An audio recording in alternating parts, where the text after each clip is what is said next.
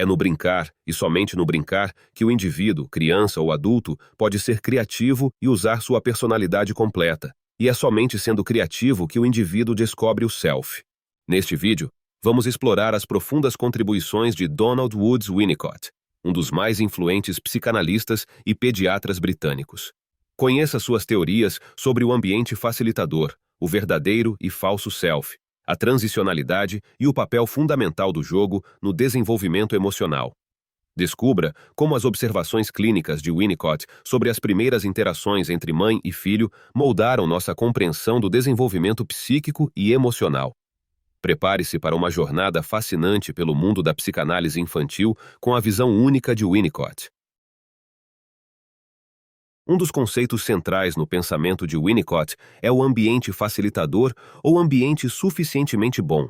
Winnicott acreditava que para que uma criança se desenvolvesse de maneira saudável, era essencial que ela tivesse um ambiente que a suportasse de maneira consistente e responsiva.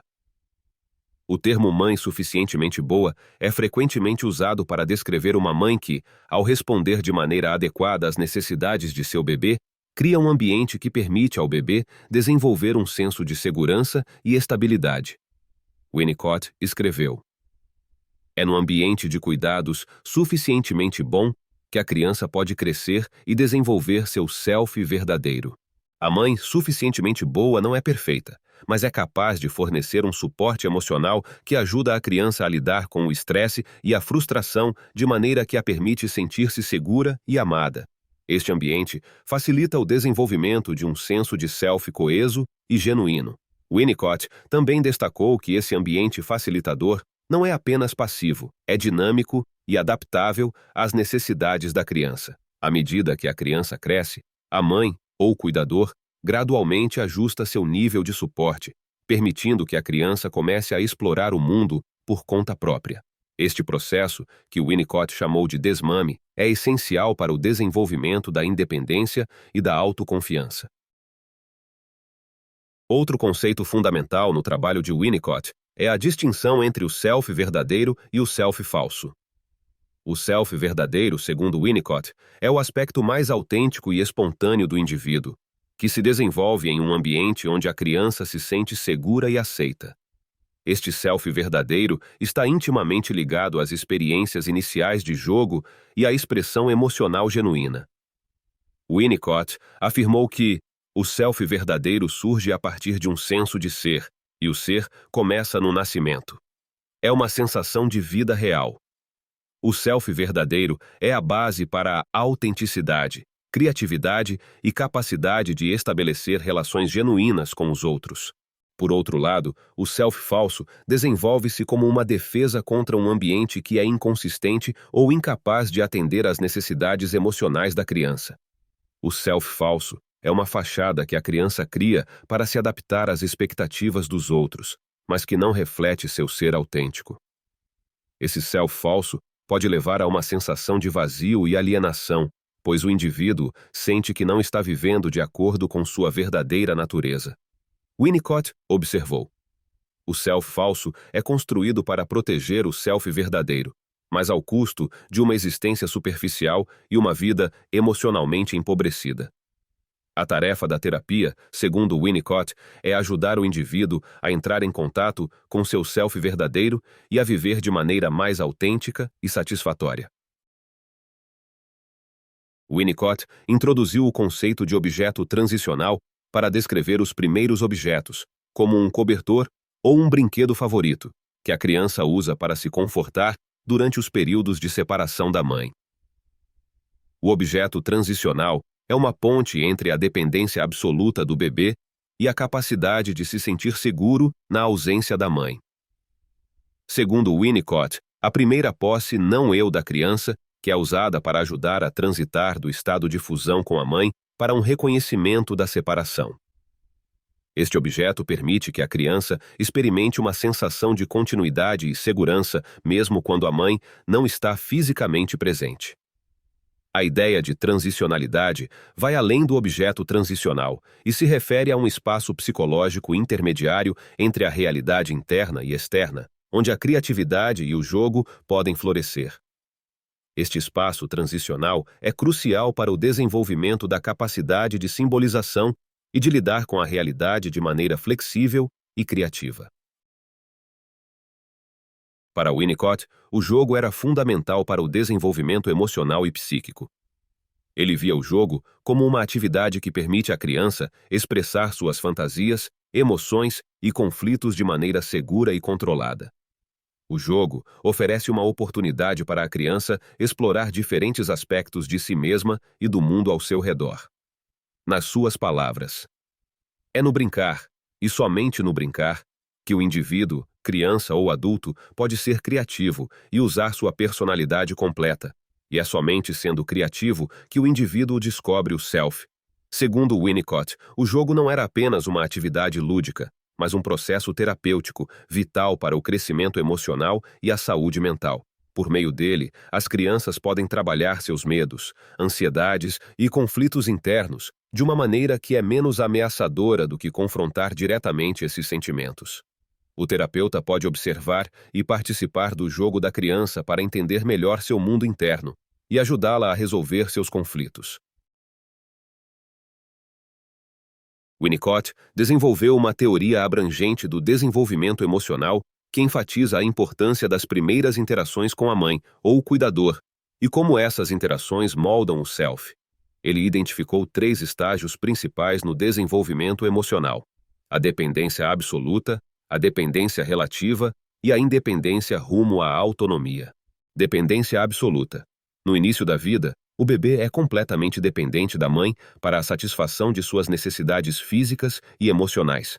Durante esse período, o bebê não tem uma percepção clara de si mesmo como um ser separado. Ele vive em um estado de fusão com a mãe. Dependência relativa. À medida que o bebê cresce, ele começa a perceber que a mãe é uma entidade separada. Isso traz consigo a necessidade de lidar com frustrações e ansiedades relacionadas à separação e à perda.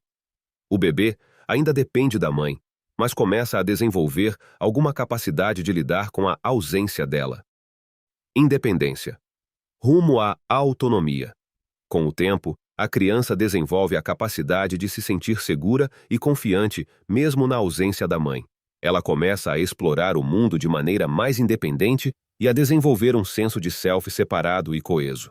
Winnicott enfatizou que o processo de desenvolvimento emocional é contínuo e depende da qualidade do ambiente em que a criança é criada. Ele acreditava que a capacidade de estar sozinho é um dos sinais mais importantes de maturidade emocional. Essa capacidade de estar sozinho, no entanto, só pode ser desenvolvida em um ambiente que ofereça segurança e apoio durante os estágios iniciais da vida. Outro conceito importante desenvolvido por Winnicott é o de holding, que se refere ao papel da mãe em sustentar fisicamente e emocionalmente o bebê durante os primeiros estágios de vida. Holding é mais do que apenas cuidar das necessidades físicas do bebê. Envolve também uma forma de contenção emocional que ajuda o bebê a sentir-se seguro e protegido.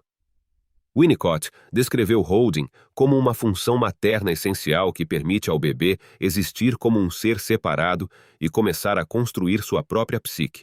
A mãe, ao sustentar o bebê, oferece um ambiente no qual ele pode começar a experimentar e a integrar suas sensações e emoções de maneira coesa. Esse conceito também tem implicações na terapia. O terapeuta, em certo sentido, desempenha uma função de holding ao fornecer um espaço seguro e contido no qual o paciente pode explorar suas emoções e experiências internas. Winnicott via a função de holding como fundamental para o processo terapêutico, permitindo que o paciente se sinta seguro o suficiente para enfrentar e integrar aspectos de seu self que foram fragmentados ou reprimidos. Winnicott também explorou o conceito de regressão na terapia, vendo-o como um processo natural e necessário para o crescimento emocional. Ele acreditava que, sob as condições certas, um paciente pode regredir a um estado mais infantil de dependência, onde pode reviver e trabalhar através de traumas ou falhas no desenvolvimento inicial. Ele escreveu: na terapia, a regressão deve ser vista como um retorno a uma dependência primária, onde o paciente pode encontrar um ambiente suficientemente bom que nunca existiu, e, ao fazê-lo, pode começar a construir um self mais coeso. Para Winnicott, a regressão terapêutica não é um sinal de fraqueza, mas uma oportunidade de cura e reconstrução emocional. Essa abordagem era radical na época, pois contrastava com a visão tradicional de que a regressão era algo a ser evitado ou superado. Winnicott via a regressão como um processo potencialmente curativo, desde que ocorresse em um ambiente terapêutico seguro e suportivo. Winnicott introduziu o conceito de capacidade de estar sozinho, que ele considerava um dos principais indicadores de maturidade emocional. Ele acreditava que essa capacidade não é inata, mas desenvolvida através de experiências positivas de solidão acompanhada durante a infância, onde a criança está fisicamente sozinha, mas emocionalmente sustentada pela presença implícita da mãe. Winnicott afirmou: a capacidade de estar sozinho é um sinal de maturidade emocional e é essencial para o desenvolvimento do self verdadeiro. Essa capacidade permite que o indivíduo se sinta seguro e completo, mesmo na ausência de outras pessoas, refletindo um senso interno de coesão e autonomia. Esse conceito tem importantes implicações para a terapia, onde o objetivo, muitas vezes, é ajudar o paciente a desenvolver a capacidade de estar sozinho, a fim de alcançar uma independência emocional e uma maior resiliência interna.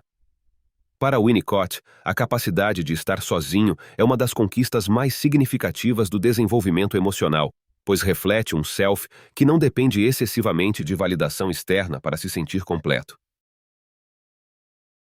Winnicott dedicou grande parte de seu trabalho ao estudo da relação entre mãe e filho e ao papel da mãe na formação do self. Ele via a mãe como a primeira ambiente da criança, essencial para o desenvolvimento de uma identidade coesa e saudável. A relação com a mãe, especialmente nos primeiros meses de vida, é crucial para o desenvolvimento do self verdadeiro, pois a mãe oferece a segurança e a estabilidade necessárias para que a criança comece a explorar e a afirmar sua própria identidade. Winnicott observou: a relação com a mãe é o alicerce sobre o qual o self é construído. Sem uma base segura, o self verdadeiro não pode emergir. Essa relação inicial define o tom para todas as futuras interações e relações do indivíduo, influenciando profundamente sua capacidade de se conectar com os outros e de se sentir seguro em sua própria identidade. Donald Winnicott foi uma figura central na evolução da psicanálise e do entendimento do desenvolvimento infantil. Suas ideias sobre o ambiente facilitador, o verdadeiro e falso self, a transicionalidade e a importância do jogo revolucionaram a maneira como entendemos a infância e a formação do self.